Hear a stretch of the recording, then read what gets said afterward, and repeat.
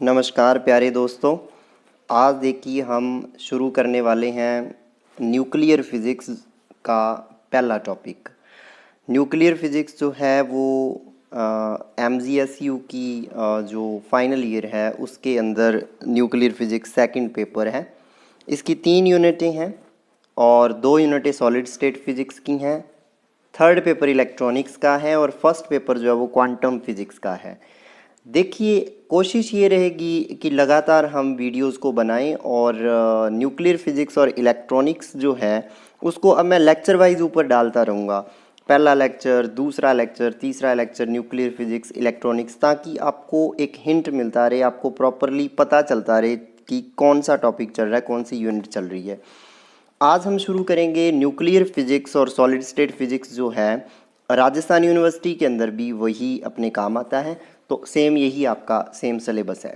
तो यहाँ पर जो हमें शुरू करना है बेसिक चीज़ से शुरू करते हैं। बिल्कुल देखिए, न्यूक्लियर फिज़िक्स को पढ़ने से पहले आपको माइंड में क्लियर कर लेना है कि 3 यूनिट इसकी जो हैं वो हमें कंप्लीट पढ़नी है और एक एक टॉपिक को हमें बहुत अच्छे से स्टडी करना है। एक यूनिट की 20 से 22 वीडियोस बनेगी। पहली की दूसरी यूनिट की थोड़ी वीडियोस कम बनेगी। तीसरी और चौथी यूनिट, जो तीसरी यूनिट है उसकी वीडियोस, क्योंकि उसमें 3 पार्ट आ जाते हैं उसमें काफ़ी वीडियोस बनेंगी 30 के करीब, और लास्ट जो 2 यूनिटें हैं उनके अंदर भी काफ़ी वीडियोस बनेंगे। बस आप लगातार हमारे साथ जुड़े रहें, है ना, और अपने जो चैनल है उसको सब्सक्राइब भी कर लें और बेल आइकन को ज़रूर दबा लें ताकि आपको आने वाले जो वीडियो उसका नोटिफिकेशन मिलता रहे। शुरू करते हैं। देखिए, बात करते हैं सबसे पहले एटम से। सबसे पहले बात यहीं से शुरू होती है कि एटम क्या होता है, क्योंकि न्यूक्लियर फिजिक्स को पढ़ने से पहले हमें पहुंचना पड़ेगा न्यूक्लियस पे, और न्यूक्लियस पे पहुंचने से पहले हमें एटम पता होना चाहिए। देखिए, एटम के अंदर 2 चीज़ें होती है। Atom contains nucleus and electrons. इसमें न्यूक्लियस और इलेक्ट्रॉन क्या होते हैं? दोनों होते हैं। अब देखिए, न्यूक्लियस जो होता है उसमें क्या होता है? नाभिक और इलेक्ट्रॉन दोनों होते हैं। नाभिक में क्या होता है, न्यूक्लियस में क्या होता है? न्यूक्लियस के अंदर होते हैं न्यूक्लियॉन्स, और न्यूक्लियॉन्स कहते हैं कंबाइंड रूप से प्रोटॉन और न्यूट्रॉन को। और प्रोटॉन और न्यूट्रॉन आपको पता है, प्रोटॉन के ऊपर होता है पॉजिटिव चार्ज, आपको ये पता है, और न्यूट्रॉन पे 0 चार्ज होता है, कोई चार्ज नहीं होता। फिर देखिए, मास की बात करते हैं। प्रोटॉन का जो द्रव्यमान होता है, मास होता है 1.67 इंटू 10⁻⁻27 किलोग्राम होता है। देखो, यहाँ 672 होता है प्रोटॉन में, जबकि न्यूट्रॉन का जब केस करोगे तो ये 672 जो है ये 674 हो जाएगा, यानी कि 1.674। यानी कि न्यूट्रॉन थोड़ा सा भारी होता है प्रोटॉन से। चार्ज न्यूट्रॉन पे कोई नहीं होता, प्रोटॉन पे पॉजिटिव चार्ज होता है, आपको पता होना चाहिए। न्यूक्लियस के अंदर आवेश या चार्ज ओनली प्रोटॉन की वजह से आता है, लेकिन मास दोनों की वजह से आता है। कोई भी एलिमेंट हो उसको शो करते हैं एक्स, आपको पता है जेड एक्स ए से प्रदर्शित करते हैं। अब आपको समझना पड़ेगा ए क्या है। तो देखिए, आपको ये बहुत अच्छे से पता है, यहाँ पर जो ए होता है, ए को कहते हैं मास नंबर, यानी कि द्रव्यमान संख्या, और ए की वैल्यू जो होती है वो होती है n+z, यानी कि n मतलब नंबर ऑफ न्यूट्रॉन्स और z मतलब नंबर ऑफ प्रोटॉन्स। दोनों का जोड़ कैपिटल ए होता है, और कैपिटल ए टोटल न्यूक्लियॉन की संख्या होती है, इसको द्रव्यमान संख्या कहते हैं। अब देखिए, न्यूट्रॉन्स और प्रोटॉन्स की बात हो रही है, उसमें हमने अभी स्टडी किया कि A=n+z होता है। ए मास नंबर होता है। ए को किस में मापा जाता है? ए को मापा जाता है AMU में, और AMU होता है परमाणुवीय द्रव्यमान मात्रक, एटॉमिक मास यूनिट। अब देखिए, प्रोटॉन का जो मास होता है AMU में वो होता है 1.0078। याद रहेगा, बिल्कुल बिल्कुल एक दूसरे के अपोजिट होते हैं बच्चा लोग, ये बहुत अच्छे से याद रहेगा आपको। AMU 1.0078 AMU प्रोटॉन का मास होता है, और न्यूट्रॉन का मास होता है 1.0087 AMU। देखिए बच्चा लोग, वो 1.0078 AMU था, ये 1.0087 AMU है, ये आपको याद रहेगा। तो ये न्यूट्रॉन और प्रोटॉन के बारे में इंट्रोडक्शन होगी। अब देखिए यहाँ पे ध्यान से देखिए, मैं जहाँ एरो लगाऊंगा यहाँ देखिए ये पॉजिटिव चार्ज न्यूक्लियस है। न्यूक्लियस के चारों ओर देखिए इलेक्ट्रॉन घूम रहे हैं। अब इलेक्ट्रॉन किसी ऑर्बिटल में कितने इलेक्ट्रॉन होते हैं आपको पता है, 2n² है ना, 2n², यानी कि n की वैल्यू 1 है पहली ऑर्बिटल, तो हो जाएंगे 2 इलेक्ट्रॉन।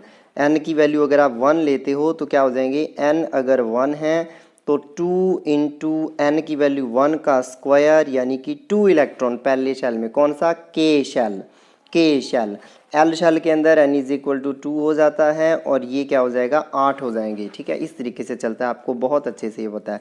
ये हो गया बच्चा लोग एटम के बारे में जनरल इंफॉर्मेशन।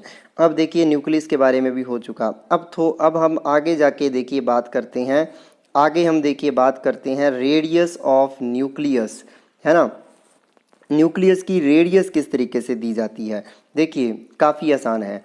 न्यूक्लियस की रेडियस का फॉर्मूला है r is equal to r0a⁻1/3। ये न्यूक्लियस की रेडियस का फॉर्मूला है। देखो दोबारा देख लो, r बराबर r0 a⁻1/3। r0 एक कांस्टेंट है जिसकी वैल्यू है 1.1 फेम्टोमीटर, 1.1 फर्मी भी कहते हैं फेम्टोमीटर को, और फेम्टोमीटर का मतलब होता है 10⁻⁻15 मीटर, यानी कि 10⁻⁻15 मीटर को हम क्या कहते हैं, फेम्टोमीटर या फर्मी कहते हैं। ठीक है ना, फेम्टो 10⁻⁻15 के लिए आता है और मीटर को मीटर की फॉर्म में। कैपिटल ए क्या है, एटॉमिक वेट। तो फॉर्मूला ध्यान रखना, r बराबर r0 a⁻1/3। हमें कोई भी ZXA दिया हो, उसमें a दिया हो, आप पुट करो आंसर आ जाएगा यहाँ से। ठीक है, जैसे हम आगे बहुत सारे एग्जाम्पल स्टडी करेंगे, सिंपल सी बात कर लेते हैं कि मान लीजिए किसी ने दे दिया कि a की वैल्यू जो 8 है, तो आप लोग रेडियस बताइए कितनी होगी उस नाभिक की। तो r is equal to 1.1, r0 की वैल्यू रख दी, a की पावर यानी कि 8 की पावर 1/3 कितनी होती है, 8 की पावर 1/3 2, तो 1.1 गुना 2 हो जाएगा, यानी कि 2.2 हो जाएगा। काफ़ी आसान है। अब देखिए, अब उसके बाद रेडियस के बाद आ जाता है जी वॉल्यूम।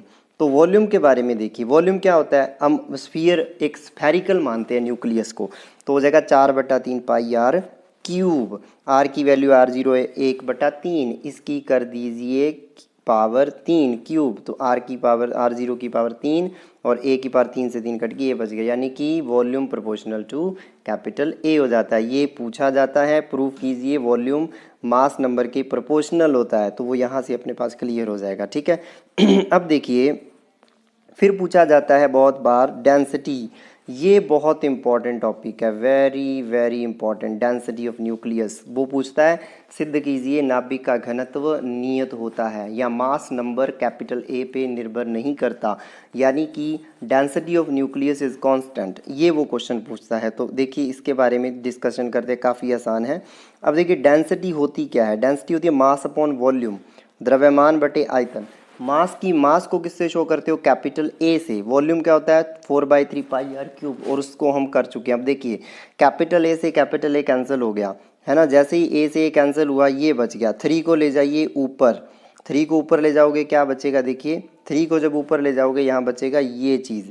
r0 हमें पता है 10⁻⁻15 आएगा उधर, इसकी वैल्यू यहाँ पे पुट कर देते हैं, तो देखिए सारे कांस्टेंट हैं, ये तो d कांस्टेंट हो गया, तो यहाँ पे क्या बन गया, न्यूक्लियर डेंसिटी इज कांस्टेंट। ये स्टेटमेंट बहुत बार आया है MGSU के अंदर, तो लास्ट 5 ईयर देखना, RU के लास्ट 5 ईयर देखना, बहुत बार आया राजस्थान यूनिवर्सिटी और MGSU में, prove that nuclear density is constant. तो वो इस तरीके से कांस्टेंट आपको पता चल जाएगा। देखिए यहाँ तक हमारा बेसिक चीज़ें होगी। अब हम बात करते हैं, अब हम बात करेंगे, आगे चलते हैं।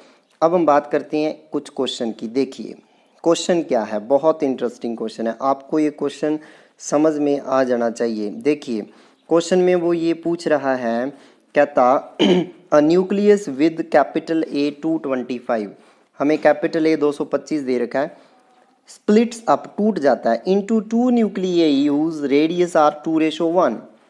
ये 2 न्यूक्लियस में टूट जाता है जिनका रेशो 2:1 है, तो उनके नंबर बताइए। यानी कि टोटल जो A है हमारा, A क्या होता है, A1 प्लस A2 में टूट गया ये कह रहा है।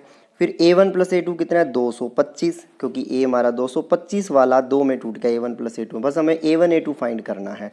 देखिए और दिया क्या है R1 by R2। R1 by R2 कितना दिया 2, देखिए 2:1 तो 2 दिया हुआ है। तो R2 को इधर ले जाओ, R1 हो गया 2R2। अब देखिए R1 और R2 क्या होता है, अभी फॉर्मूला पढ़ा, R बराबर R0 A की पावर 1/3 दिया हुआ है। देखिए जब R1 और फिर R2 करोगे यहाँ A1 हो जाएगा, यहाँ R2 करोगे यहाँ A2 हो जाएगा, डिवाइड करोगे तो वो कैंसिल हो जाएगा, R0 से R0 ये बच जाएगा। अब A1/A2 हमें फाइंड करना है, तो दोनों तरफ क्यूब कर दो, तो A1/A2 is equal to R1/R2 की होल क्यूब हो जाएगी, इधर होल पावर 3 हो जाएगी। और R1/R2 कितना दिया हुआ है 2 दिया है, पुट कर दिया, यहाँ से A1 और A2 में रिलेशन आ गया। यानी कि हमें पता चल गया कि A1 जो है वो क्या है 8 टाइम्स ऑफ A2 है। अब पता ही आपको A1 प्लस A2 इक्वेशन 1 में था, कितना था A1 प्लस A2 225 था। तो A1 प्लस A2 आपको पहली पीछे इक्वेशन जो थी उसमें 225 था। अब A1 को यहाँ पे रख दीजिए 8A2, तो कितना हो जाएगा 8 प्लस 1 9A2 तो A2 की वैल्यू भी आ गई, A1 की वैल्यू भी आ गई। इस तरीके से आप क्वेश्चन को सॉल्व कर सकते हैं। अब देखिए नेक्स्ट आगे बात करते हैं, एक और क्वेश्चन ऐसा ही, एक क्वेश्चन यहाँ और मैं करवाऊंगा और एक क्वेश्चन फिर आप लोग करोगे। देखो क्वेश्चन काफ़ी आसान है, वही कह रहा है कि O16 जो है उसको स्फेरिकल मानो और उसका वॉल्यूम V है, उसका वॉल्यूम क्या है V है। पूछ क्या रहा है, अगर इसी मतलब वही फॉर्मूला लगाना है, जिनॉन न्यूक्लियस का वॉल्यूम पूछ रहा है कितना होगा 54 जिनॉन 128, यानी कि O16 का दिया हुआ है और जिनॉन का पूछ रहा है, तो वॉल्यूम क्या होता है 4/3 पाई R क्यूब, तो 4/3 पाई R2 क्यूब।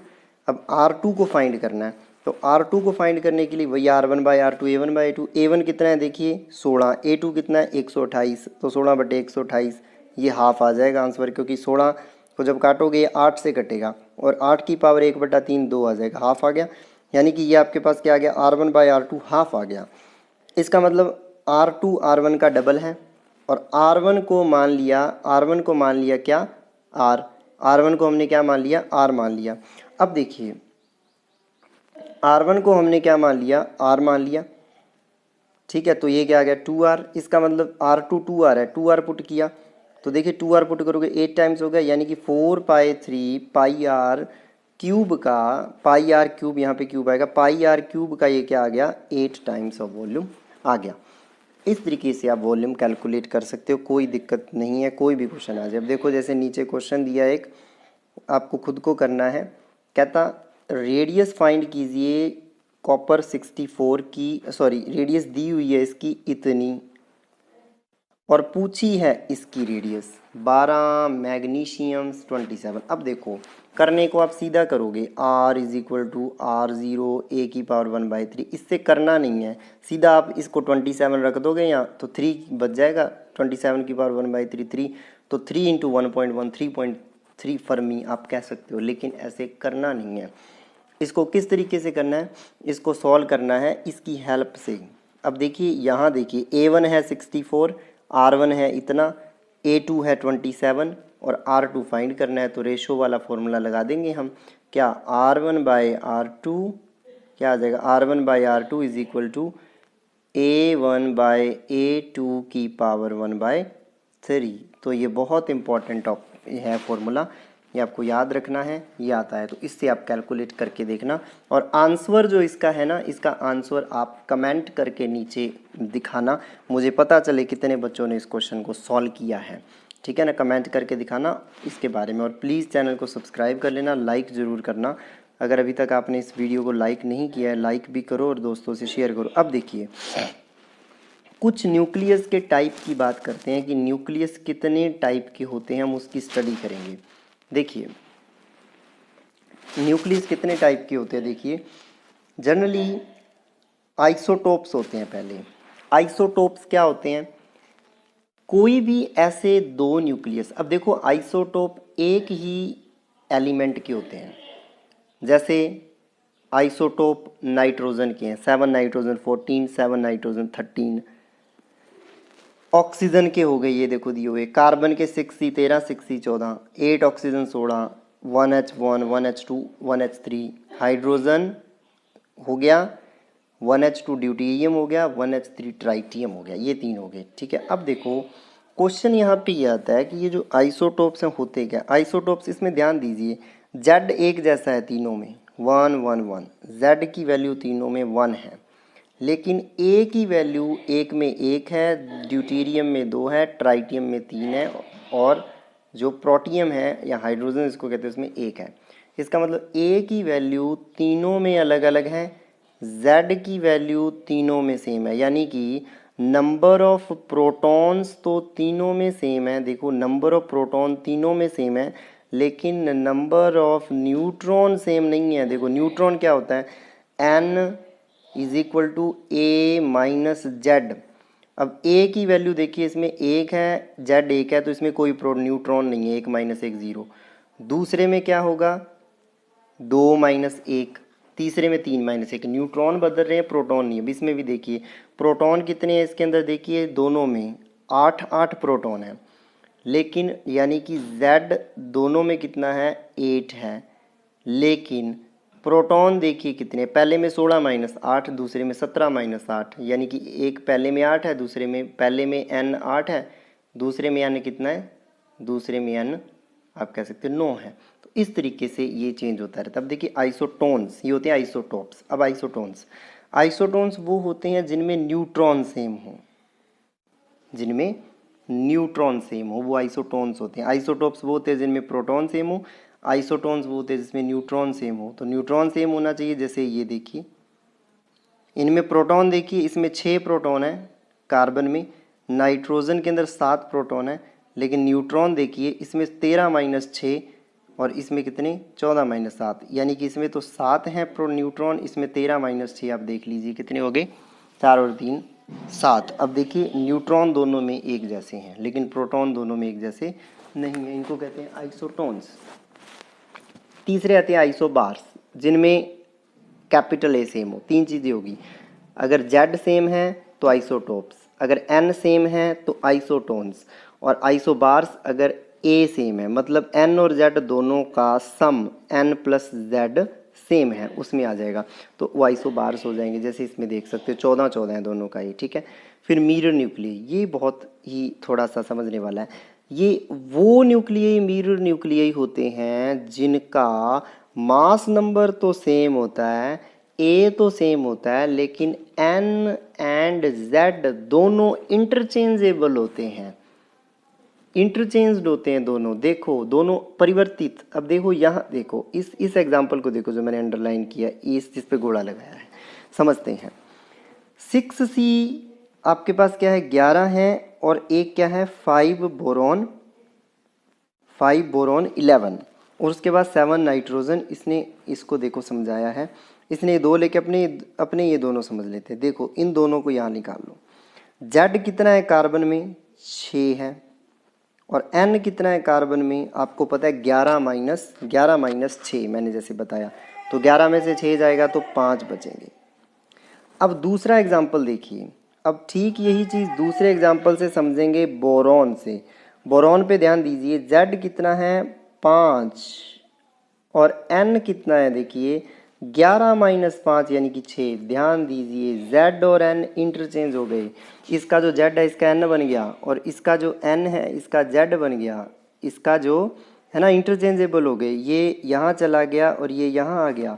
दोनों एग्जाम्पल में ये दोनों इंटरचेंज हो गए, इसी को कहते हैं मिरर न्यूक्लियई, इसी को कहते हैं मिरर न्यूक्लियई। अब देखिए बात करते हैं एटॉमिक मास यूनिट की, छोटी सी बात है इस समझ लेना। एटॉमिक मास यूनिट, देखिए एटॉमिक मास यूनिट क्या होता है, कार्बन 12 का मास डिवाइडेड बाय कार्बन 12 का मास डिवाइडेड बाय 12 कह सकते हो, या ऑक्सीजन 16 का मास डिवाइडेड बाय 16। ये कोई नहीं पूछेगा, सिर्फ ये ध्यान रखना इसकी वैल्यू, और इसकी वैल्यू इतनी ध्यान रखनी है 1.66 इंटू 10⁻⁻27, ये वैल्यू होती है किलोग्राम। एक AMU में इतने किलोग्राम होते हैं, एक AMU के अंदर इतने किलोग्राम होते हैं। आपको ये 1.66 गुणा 10⁻⁻27 किलोग्राम होते हैं एक AMU में, ध्यान रखना है। एक AMU में ऊर्जा कितनी होती है ये भी ध्यान रखना है, 931.5 मिलियन इलेक्ट्रॉन वोल्ट पर C², ये याद रखनी है। और ये कैसे निकालते हैं पता है आपको, एनर्जी क्या होती है, E = mc²। m की वैल्यू एक AMU, अब एक AMU नहीं रखना, इसको रखना है 1.66 इंटू 10⁻⁻27 गुणा C² का गुणा कर दो, 9 गुणा 10⁻16 हो जाएगा, 3 गुणा 10⁻8 की स्क्वायर। जब गुणा करके सॉल्व करोगे ना तो वो एनर्जी आएगी मिलियन, वो एनर्जी आएगी जूल में, और जूल के अंदर डिवाइड कर देना 10⁻6 का, वो बन जाएगी मिलियन जूल, और उसके अंदर फिर डिवाइड कर देना 1.6 गुणा 10⁻⁻19 का, वो बन जाएगी मिलियन इलेक्ट्रॉन वोल्ट पर मिलियन इलेक्ट्रॉन वोल्ट में बन जाएगी। ठीक है, वो 931.5 आएगी, ध्यान रखना। अब इसी फॉर्म के अंदर मास आपसे पूछ लेता है, इसी फॉर्म में इलेक्ट्रॉन का मास कितना होता है, इसी फॉर्म में देखिए बहुत अच्छा है, इसी फॉर्म में इलेक्ट्रॉन का मास होता है 0.511। वैसे पता है आपको 9.1 गुणा 10⁻31 होता है मास। AMU के अंदर 0.511 मिलियन इलेक्ट्रॉन पर C² एनर्जी, लेकिन AMU में 5.4 इंटू दिस होता है। प्रोटॉन का देखिए 1.0078, अब ध्यान रखना है वही न्यू जो मैंने पहले बताया था, ये न्यूट्रॉन का 1.0087, बाकी कोई ज़रूरी नहीं है। तो जो पहले बताए हैं मैंने वही याद रखने हैं इनको, 1.0078 प्रोटॉन, 1.0087 न्यूट्रॉन, और इलेक्ट्रॉन 0.0005 AMU। तो ये होता है। तो दोस्तों ये हमारा आज का पूरा टॉपिक था। देखिए इसको दोबारा देख लेना, पूरा जो है इसका स्क्रीनशॉट ले लेना, या कैसे भी इसको आप लोगों ने पूरे को क्या कर लेना है, इसको स्टडी कर लेना है, इसको अच्छे से अपने कॉपी में नोट्स बना लेना बढ़िया से। फिर दूसरा लेक्चर जो आएगा उसमें हम और आगे स्टडी करेंगे इसके बारे में। ये आपकी पहली यूनिट का पहला टॉपिक था। और दोस्तों जो क्वेश्चन मैंने बोला था वो क्वेश्चन आप इसके अंदर दोबारा देख लीजिए, उस न्यूमेरिकल को आपने करना है, और उसका आंसर ऑप्शन ABCD में से जो भी आंसर है उसको कमेंट करके नीचे दिखाना है। मैं देखता हूँ कितने बच्चे करते हैं, कितने बच्चे कमेंट करते हैं। इस क्वेश्चन को ज़रूर करना है, ठीक है ना। बहुत बहुत धन्यवाद आपका, और बहुत बहुत धन्यवाद आपका हमारे इस लेक्चर सुनने के लिए, और अगले लेक्चर्स के लिए भी आप लोग तैयार रहिए और मेहनत करिए, लॉकडाउन का फ़ायदा उठाइए। अब आपके पास फ़ायदा मिला है, अब आप मेहनत करिए, तैयारी करिए। धन्यवाद।